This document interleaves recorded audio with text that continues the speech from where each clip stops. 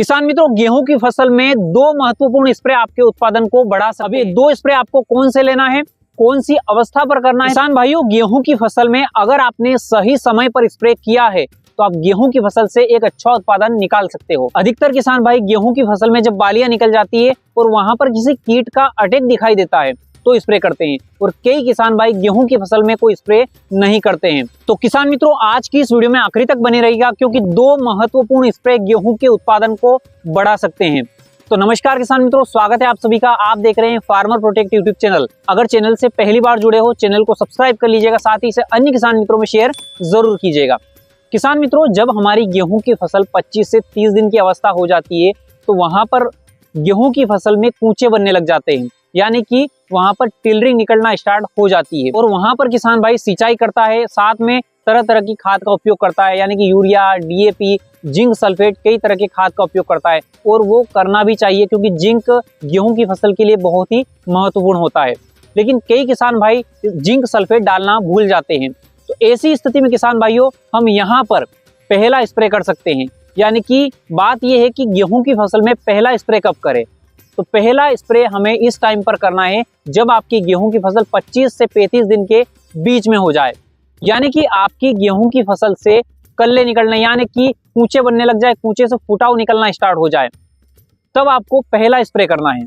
अब किसान मित्रों, पहला स्प्रे आपके लिए बहुत ही इंपॉर्टेंट है। गेहूं की फसल में दो स्प्रे महत्वपूर्ण होते हैं। एक पहला स्प्रे जब 25 से लगा करके 35 दिन की अवस्था हो जाए आपकी गेहूं की फसल की, यानी कि कूचे बनने लग जाए। दूसरा स्प्रे जब आपकी गेहूं की फसल में दाने बनने लग जाए, यानी कि जो उम्बी होती है, उम्बी के अंदर जीव पड़ने लग जाए, उस टाइम पर।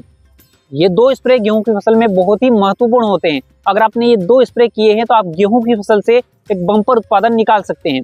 तो यहाँ पर किसान मित्रों बात करते हैं हम पहले स्प्रे की, कि पहले स्प्रे में हमें कौन से ऐसे पोषक तत्व का उपयोग हमें करना है। तो देखिए, यहाँ पर आपको मैं ज्यादा महंगा खर्चा नहीं बताऊंगा। किसान मित्रों, अगर आपने 25 से 30 दिन की अवस्था पर जिंक सल्फेट का उपयोग जमीन से नहीं किया है तो यहाँ पर आप स्प्रे दे सकते हैं। स्प्रे में आपको उसका फायदा मिल जाएगा। देखिए, यहाँ पर आपको पहला स्प्रे करना है। पहले स्प्रे में आपको सबसे पहले लेना है एनपीके 19, 19 और 19। एनपीके 19, 19, 19 के अंदर अगर हम पोषक तत्व की बात करें तो 19% नाइट्रोजन, 19% फास्फोरस और 19% पोटास होता है, जो फसल की वानस्पतिक वृद्धि के लिए सबसे बेस्ट माना जाता है। यहाँ पर आप 19, 19 का अगर उपयोग कर रहे हैं तो आपको उपयोग की मात्रा रखनी है 300 ग्राम प्रति बीघा, यानी कि 600 ग्राम प्रति एकड़ की दर से। बहुत ही सस्ता आता है, मार्केट में आपको 150 रुपए प्रति किलो में मिल जाएगा। दूसरा पोषक तत्व यहाँ पर किसान मित्रों हमें लेना है जिंक। जिंक पौधे में फुटाव के लिए, यानी कि टिलरिंग के लिए बहुत ही महत्वपूर्ण तत्व है। अगर जिंक की उपयोग की मात्रा की बात करें किसान मित्रों, तो यहाँ पर आपको लेना है 39% लिक्विड वाला जिंक। आप पाउडर भी ले सकते हैं, लेकिन सबसे बेस्ट रहेगा 39% लिक्विड वाला जिंक। इसके किसान मित्रों हम डोज की बात करें तो 250 ml प्रति बीघा की दर से आपको जिंक का उपयोग करना है।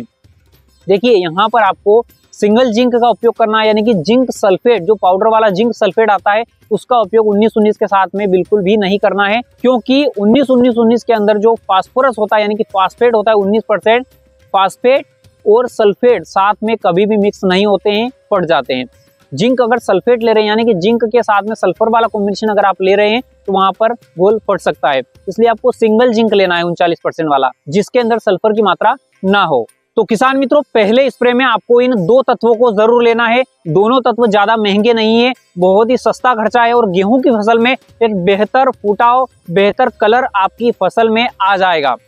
ये पहला स्प्रे आपको करना है। अब बात आती है दूसरे स्प्रे की। तो दूसरा स्प्रे किसान मित्रों, जब आपकी फसल गाभा अवस्था की होती है, यानी कि जब आपकी फसल में झंडा पत्ती की अवस्था होती है, जब उम्बी निकल रही होती है, उम्बी के अंदर जो जीव पनप रहा होता है, उस टाइम पर आपको करना है। तो दूसरे स्प्रे की जानकारी हम आपको उस टाइम पर देंगे। अभी आपको पहले स्प्रे में, यानी कि 25 से 35 दिन की अवस्था पर आपको ये स्प्रे जरूर करना है।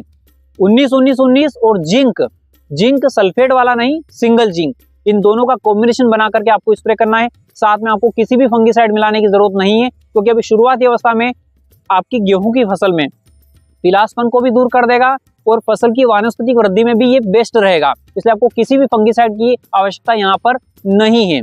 अगर आपने 2,4-D का स्प्रे इसके पहले किया होगा, पत्तों पर अगर स्क्रैचिंग होगी, हल्का फुल्का पीलासपन होगा, वो भी इससे ठीक हो जाएगा। आपको दूसरे स्प्रे में फंगिसाइड जरूर लेना है, वो उस टाइम पर हम आपको कौन सा फंगिसाइड लेना है वो आपको बता देंगे। तो किसान मित्रों, ये 2 महत्वपूर्ण स्प्रे हैं जो आपको गेहूं की फसल में बम्पर उत्पादन दिला सकते हैं। तो किसान मित्रों, जानकारी आपको कैसी लगी? जानकारी अगर आपको अच्छी लगी हो तो चैनल को सब्सक्राइब करें, साथ ही से अन्य किसान मित्रों तक शेयर जरूर करें। धन्यवाद।